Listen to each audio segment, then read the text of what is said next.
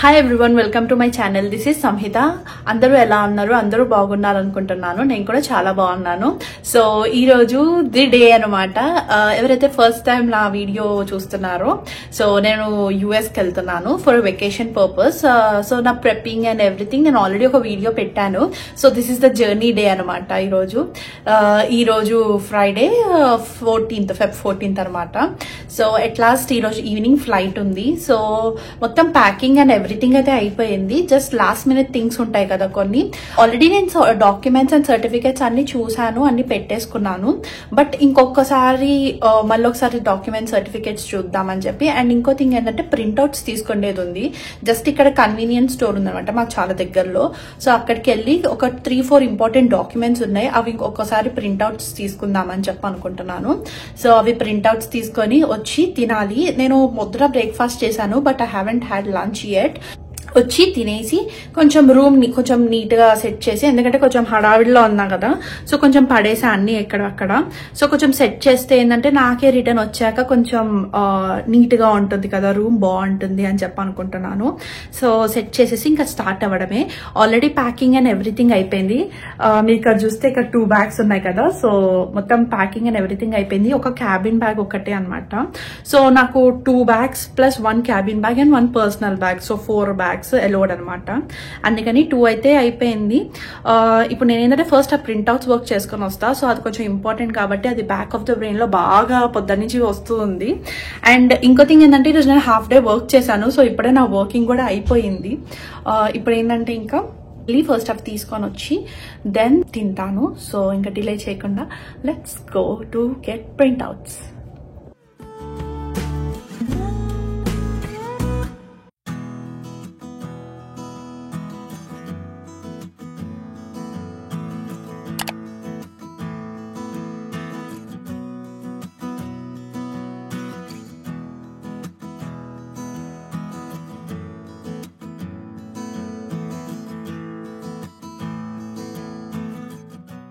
మొత్తం అనుకున్న పనులన్నీ కంప్లీట్ చేశాను. మొత్తం రెడీ అయిపోయాను. హెయిర్ కూడా సెట్ చేసుకున్నాను. సో ఇంకా క్యాబ్ బుక్ చేశాను. క్యాబ్ రాగానే ఇంకా స్టార్ట్ అయిపోవడమే. క్యాబ్ వచ్చింది. సో ఇప్పుడే స్టార్ట్ అయ్యాము. చాలా అంటే చాలా ట్రాఫిక్ ఉంది, బికాజ్ వీకెండ్ కదా. నార్మల్గానే మా ఇంటి దగ్గర చాలా ట్రాఫిక్ ఉంటుంది, ఇంకా వీకెండ్ అయితే ఇంకా చాలా ఉంటుంది. సో కొంచెం లాస్ట్ మినిట్లో కొంచెం టెన్షన్ కూడా అయ్యింది నాకు.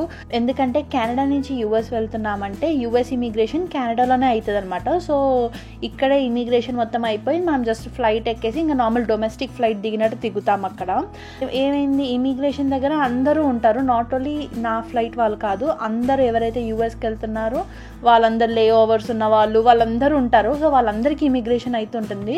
సో చాలా మంది ఉన్నారు, చాలా రష్ ఉంది. లాస్ట్ కొంచెం టెన్షన్ కూడా అయింది, అసలు అవుతుందా ఫ్లైట్ టైంకి అని చెప్పి. బట్ బాగానే త్వరగానే అయిపోయింది. ఒక 30-40 మినిట్స్ పట్టింది ఇమిగ్రేషన్కి. కెనడా నుంచి యూఎస్ వెళ్తున్న వాళ్ళందరూ 3.5 అవర్స్ ముందు ఎయిర్పోర్ట్కి వెళ్ళడం చాలా better option. Because baggage dropping, check in and immigration ఇవన్నీ చాలా టైం పడుతుంది. మెయిన్గా ఇమిగ్రేషన్ మనకు అక్కడ ఏంటంటే అందరూ ఉంటారు కదా అక్కడ, సో చాలా టైం అవుతుంది అనమాట. అండ్ ఇంకో థింగ్ ఏంటంటే మనం అడిగి ముందుకు కూడా వెళ్ళొద్దు. ఇమిగ్రేషన్లో నార్మల్గా బేసిక్ క్వశ్చన్స్ అడిగారనమాట, లైక్ ఎక్కడికి వెళ్తున్నావు, ఎప్పుడు రిటర్న్ అవుతావు అని చెప్పి. అంతే, జస్ట్ ఒక 1-2 మినిట్సే. అండ్ మన ఫింగర్ ప్రింట్స్ తీసుకుంటారు అండ్ ఆల్సో ఫోటో తీసుకొని పంపించేస్తారు. అండ్ దెన్ నాకు అక్కడ ఇమిగ్రేషన్ అవుతుంటే నాకు నా ఫ్లైట్ డిలే అయ్యిందని నోటిఫికేషన్ వచ్చిందనమాట. సో నా ఫ్లైట్ 1.5 అవర్ డిలే అయ్యింది. ఇంకా సరేలే టైం ఉంది కదా, ఏమైనా లాంజ్కి వెళ్దాము. లాంజ్ యాక్సెస్ ఉందనమాట, బికాజ్ నాది బిజినెస్ క్లాస్ టికెట్. సరే లాంజ్ ఎప్పుడు ఎక్స్ప్లోర్ చేయలే కదా, లాంజ్కి వెళ్దామని చెప్పి ఎతికాను. లాంజ్కి వెళ్ళి అలా కూర్చొని కొంచెం ఎక్స్ప్లోర్ చేద్దామని వచ్చాము. కానీ చాలా అంటే చాలా రష్ ఉంది. సో ఇంకా బోర్డింగ్ స్టార్ట్ అయిపోయింది. ఇంకా ఫ్లైట్ ఎక్కాక 30-40 మినిట్స్కి ఫ్లైట్ స్టార్ట్ అయిపోయింది. నేను పియర్సన్ ఎయిర్పోర్ట్ నుంచి వెళ్తున్నాను అనమాట, టొరంటో నుంచి వెళ్తున్నాను. సో యూజువల్గా అయితే టొరంటో నుంచి యూఎస్కి 3.5 అవర్స్ జర్నీ అనమాట. లే ఓవర్స్తో కూడా ఉన్నాయి ఫ్లైట్స్, కానీ నేనైతే డైరెక్ట్ ఫ్లైటే తీసుకున్నాను, సింపుల్గా అయిపోతుంది కదా అని చెప్పి. అండ్ ఆల్సో ప్రైజెస్ కంపేర్ చేస్తే లేఓవర్స్తో ఉన్న ఫ్లైట్సే ఎక్కువ కాస్ట్ ఉన్నాయి డైరెక్ట్ ఫ్లైట్స్ కన్నా. నాకు అర్థం కాలే ఎందుకు అలా ఉన్నాయి అని చెప్పి. అప్పుడప్పుడు నేనే తప్పు చూసానా అని చెప్పి కూడా డౌట్ వస్తుంది. బట్ నిజంగా కూడా డైరెక్ట్ ఫ్లైట్సే తక్కువ ఉన్నాయి లే ఓవర్స్ కన్నా. అండ్ ఇంకో ఫన్ ఫ్యాక్ట్ ఏంటంటే నేను ఇది ఫస్ట్ టైం విండో సైడ్ కూర్చోవడం.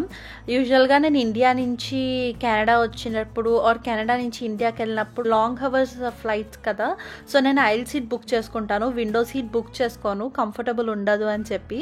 ఇది 3.5 అవర్సే కదా, సో నేను విండో సీట్ కావాలని చెప్పి బుక్ చేశాను అనమాట. బికాజ్ నేను ఇప్పటివరకు ఎప్పుడు విండో సీట్ ఎక్స్పీరియన్సే చేయలేదు ఫ్లైట్లో, సో కొంచెం ఎగ్జైటెడ్గా ఉన్నా దీనికోసం కూడా.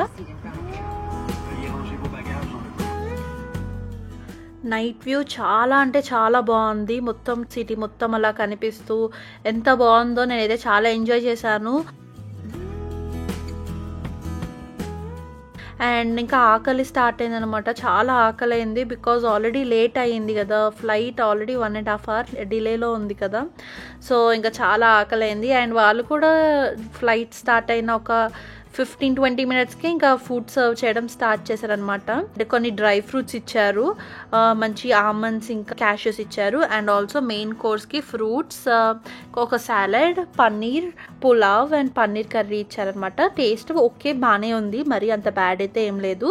ఇంకా తినేసి కాసేపు పడుకున్నాను, ఫుల్ టైర్డ్ ఉన్నాను అనమాట. అండ్ ఆల్సో నైట్ కదా, అప్పటికి 12 అలా అవుతుంది టైం, సో చాలా నిద్ర వచ్చింది, ఇంకా నిద్రపోయాను. And after 2 hours I reached USA.